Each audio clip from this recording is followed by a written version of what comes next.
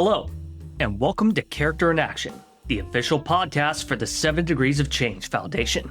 My name is Matthew J. Norcross, and I'll be your host as we have the privilege of talking with decision makers from our community who are living examples of the character traits of the 7 Degrees of Change, which are empathy, respect, responsibility, fairness, trustworthiness, caring, and citizenship. These guests are willing to come in and explain how they live and show others by example to be a phoenix. These character traits serve as a basis of a book series I authored called The Phoenix, as well as a correlating character education curriculum developed in association with High Point University. Joining us is Dan Forest, who served 2 terms as Lieutenant Governor of North Carolina from 2012 to 2021. His 2 terms, at least in my view, were those of great honor and integrity. His wife Alice homeschooled their 4 successful, now adult children, and she's also known for her sincerity, positive, and down-to-earth disposition. Dan currently serves as the CEO of Forest Consulting Group and a senior advisor for Michael Best Strategies, LLP. As Lieutenant Governor, Dan served on the State Board of Education, where he supported school choice and, in turn, the 7 Degrees Foundation and its character-based mission. We are honored to have him join us now via telephone in Raleigh. Dan, thank you for being on Character in Action. Now, before we get started, do you mind giving our listeners some background about you, your family, your experience as Lieutenant Governor, and your current positions at Forest Consulting and at Michael Best? Yeah, I'd be happy to. Matthew, I grew up in a political family. So my mother, her name is Sue Myrick, but she was the first female mayor of Charlotte. And then she went on to serve a number of terms in the United States Congress, so 9 terms for 18 years there.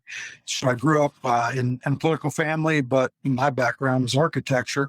And I was an architect for over 20 years and became a senior partner in the state's largest architecture firm and loved what I did. And then was called out of that to run for lieutenant governor and serve the people of North Carolina.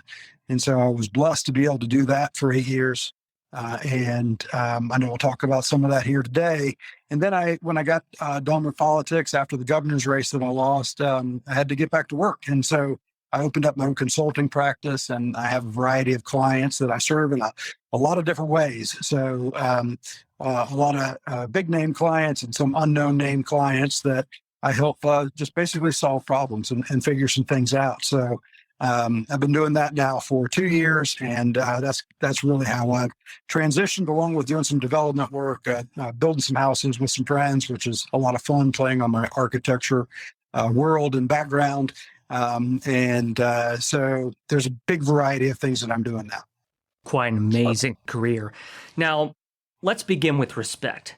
This is a key trait people of all ages need to learn. Showing respect for yourself, others, and property. And you could say this has become a lost art. As a husband, father, business person, and former public servant, how do you think we can rekindle the trait of respect today? Well, I think, one of the main ways we could do it is by getting people off of social media. I think that you lose a lot of respect for people when you don't have to face them. You're not right in front of them. You can hide behind a computer or a keyboard or a fake name, and you can say whatever you want. You can throw out all kinds of horrible things about a person when you really don't know them. But I've always used this line and used it with my staff as lieutenant governor, and I still use it today. And that line is, everybody has a story. And are you willing to spend the time to get to know somebody's story? It's hard work. It takes time and energy and sacrifice at times. But if you're willing to sit down with somebody and hear where they came from and what makes them tick and what's important to them, then you find out that we're all just human beings. We all really want the same thing. We want what's best for our family, our kids, our grandkids. We want to live in a city that's safe and secure. We want people to serve in those communities and in political ways because we don't want to do it ourselves oftentimes. We're thankful for that. Once you sit down and know somebody's story, then you have a greater level of respect for them. But if you're willing to get angry and hide behind a computer, then I don't think you're ever going to see respect return. Yeah, I couldn't agree with you more. So you were the second highest elected official in the state of North Carolina. Moving on to responsibility, by the way. You were also the president of the Senate, etc. And part of that was passing laws that protect women and children, as well as an anti-boycott, divestment, and sanctions, or anti-BDS law. This was a great example of demonstrating the trait of responsibility. Tell us about that. Well, I think as an elected official, it's one of those things that a lot of people don't realize about taking office, but it sinks in really quickly, that you really have the weight of the state or the weight of your city on your shoulders as soon as you get elected.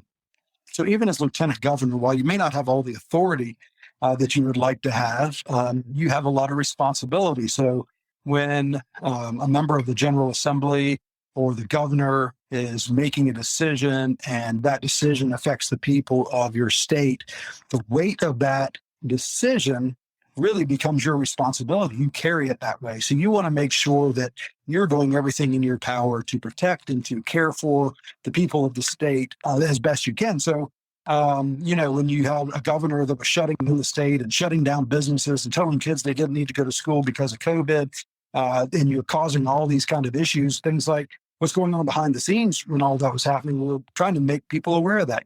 There's suicides are going to increase and mental health problems are going to just, rise that we're going to be taken care of for years. And students aren't going to learn if they're not in the classroom and all these kinds of things.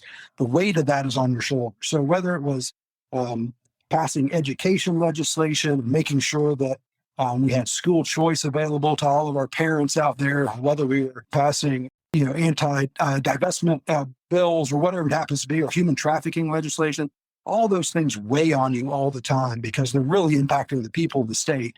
And as a public servant, that's one of the toughest parts of the job. I can definitely see where you're going with that.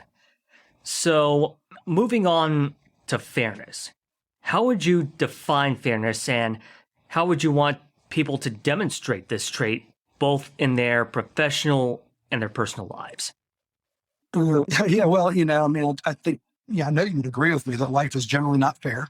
And we go through life facing all kinds of situations that you look at and say, those things aren't fair. But if we look at it from the standpoint that we're striving for truth and justice, that we're striving for not equality, but equal opportunity for everybody. Take education as an example. All things aren't going to be fair in education. Some kids are dealt a pretty tough blow with the parents that they have and the family that they grow up in or the community they grow up in without resources. But to the best of your ability to provide equal opportunity for a student to get an excellent education so that they can go on and have a productive life and be a productive citizen and all those kinds of things. I think that's the way we're supposed to look at it. So what is the truth?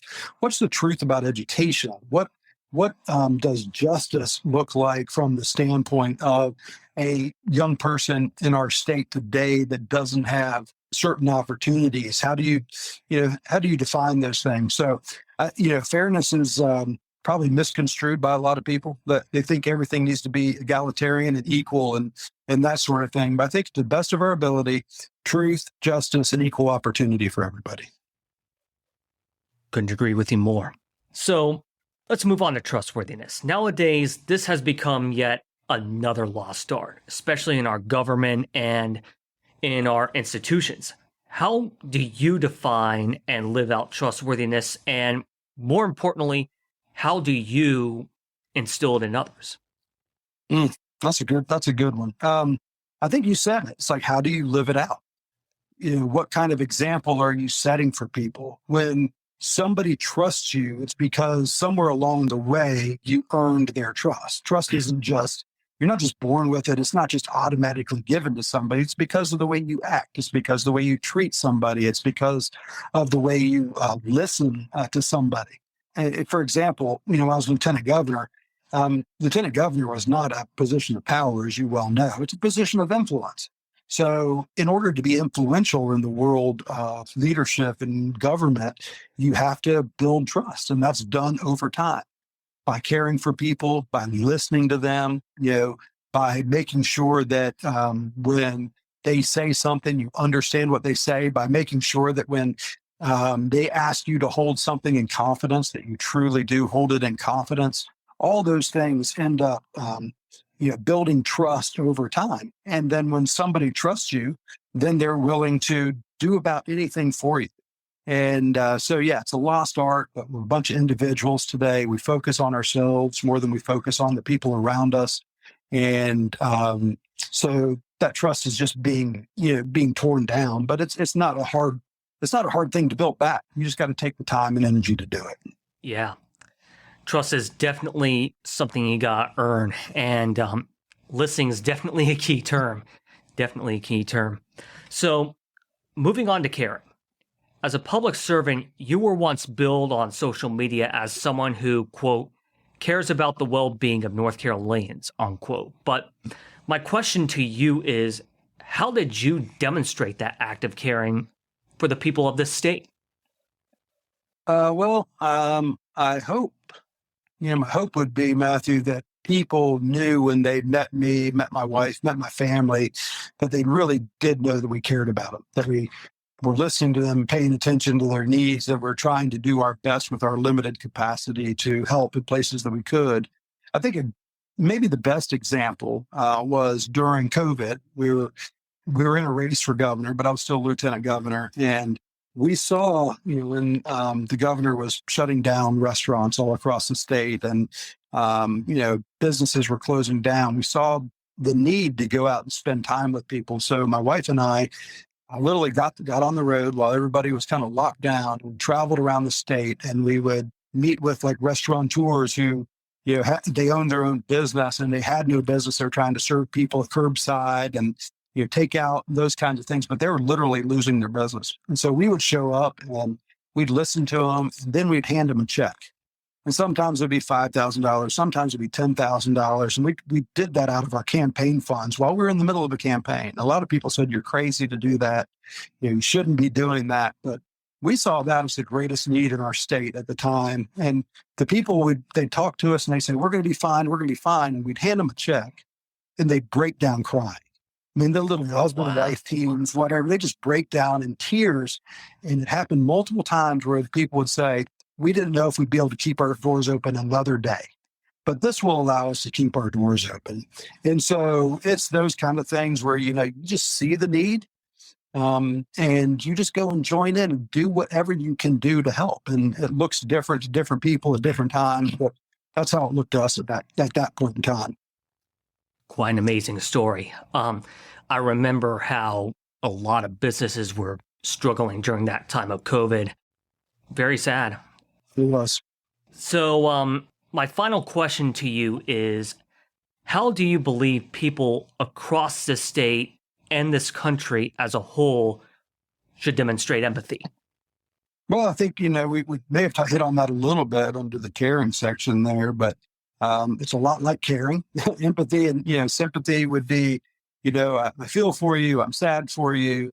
Empathy would mean, boy, I really know what you're going through. I've been through something similar. I can really relate to you.